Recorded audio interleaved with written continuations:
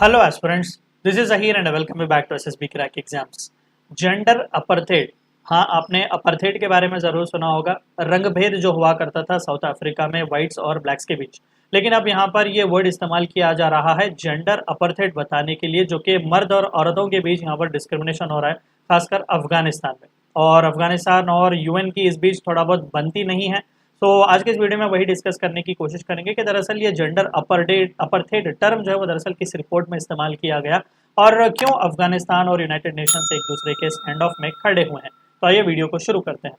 तो recently news channels में छाया हुआ था कि दरअसल एक रिपोर्ट सबमिट की गई थी United Nation Human Right council को, और वहां पर यह अक्यूज किया गया था कि अफगानिस्तान का जो डी फैक्टो तालिबान रूलर्स है वो दरअसल एक ऐसी अग्रेसिव पॉलिसी परस्यू कर रहे हैं जहां पर जेंडर अपर्थेड को पुश दिया जा रहा है। अपर्थेड हम सभी को भी पता है कि रंग भेद जो हुआ करते थे साउथ अफ्रीका में काले और गोरों के बीच, और सिमिलर काइंड ऑफ अपर्थेड यहाँ पर जेंडर के बेसिस हो रहा है, यानी कि मर्द और औरत के बीच।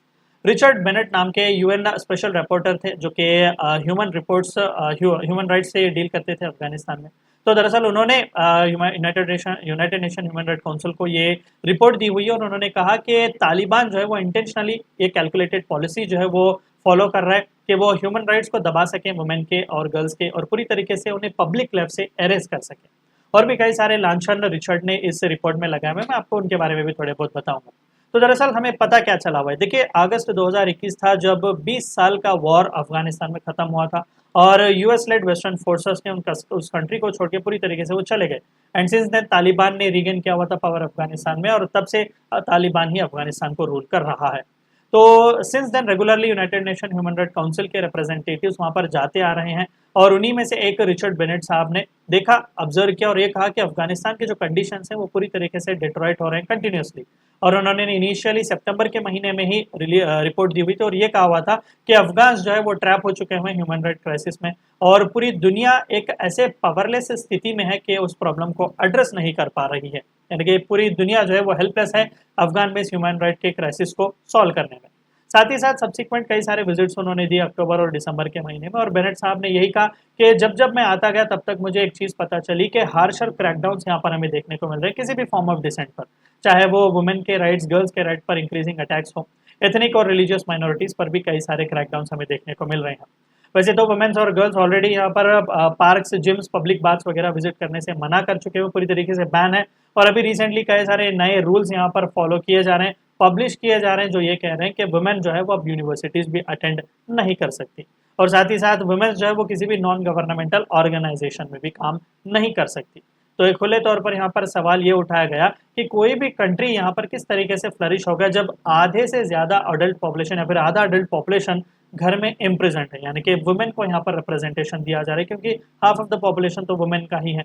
ना ही वो एजुकेशन पा सक रहे हैं, ना ही वो बाहर आ सक रहे हैं, पूरी तरीके से सेक्लूजन में उन्हें रखा जा रहा है। और यहाँ पर अपैथी पर और ऐड करने के लिए फीमेल एनजीओ वर्कर्स को भी यहाँ पर बैन कर दिया गया है। तो नेशन वाइड इकोनॉमिक, सोशल और कल्चरल डिस्ट्रेस हमें अफगानिस्तान में देखने को मिल रहा है। This is what Bennett has said.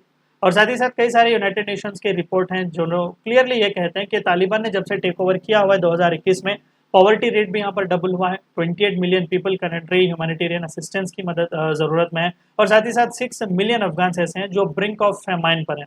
पूरी तरीके से यहाँ पर डिस्ट्रक्शन हमें देखने को मिल रहा है। वाइड स्प्रेड ह्यूमन राइट का वायलेशन हो रहा है, कई सारे एलिजेड क्राइम्स के लिए यहाँ पर फ्लॉगिंग वगैरह होना, मेन, वुमेन, चिल्ड्रन का भी, और कई सारे सड़क वगैरह पर लाकर उन्हें पनिशमेंट्स वगैरह देना, ऐसी चीज़ें हो रही हैं। और साथ ही साथ कई सारे मल्टीपल एक्स्ट्रा जुडिशियल किलिंग्स के भी यहाँ पर क्रेडिबल रिपोर्ट्स मिले हुए हैं, जो कि तालिबान के फाइटर्स वगैरह के खिलाफ उन्हें आर्बिट्ररी अरेस्ट वगैरह करना, टॉर्चर करना, इल ट्रीटमेंट वगैरह करने की भी कोशिश यहाँ पर की जा रही है। अब अफगानिस्तान और यूएन का स्टैंड ऑफ हुआ क्यों? देखिए यूनाइटेड नेशंस जो है वो तालिबान को रिकॉग्नाइज नहीं करता as legitimate rulers of Afghanistan. So previous सरकार के जो रिप्रेजेंटेटिव हैं वही दरअसल यूएन में अभी भी अफगानिस्तान को रिप्रेजेंट कर रहे हैं। उनका नाम दरअसल नासिर अहमद है, यहाँ पर आप उनका इमेज भी देख सकते हैं। So he is currently ambassador and permanent representative of Afghanistan, जो कि यूनाइटेड नेशन जेनीवा में रिप्रेजेंट कर रहे हैं United Nation Human Right council को। तालिबान द्वारा नहीं, तालिबान से पहले जो सरकार था उन्होंने इसे एम्बेसडर की तरह भेजा हुआ था।